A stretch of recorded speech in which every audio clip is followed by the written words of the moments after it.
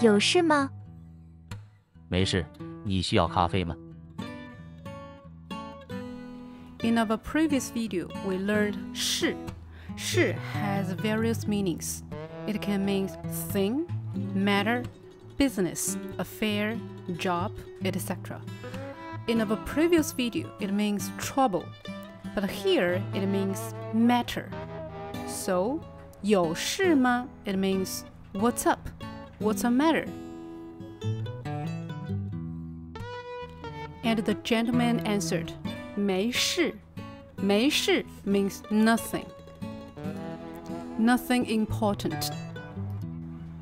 你需要咖啡吗? Do you need coffee?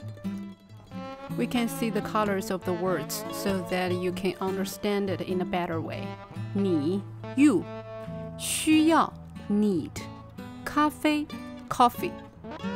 你需要咖啡吗? You need coffee? Do you need coffee? Okay, now listen to the dialogue again. Please follow them. 有事吗？没事，你需要咖啡吗？有事吗？没事，你需要咖啡吗？ Okay, that's a lesson for today. Thanks for watching. See you next time. Bye.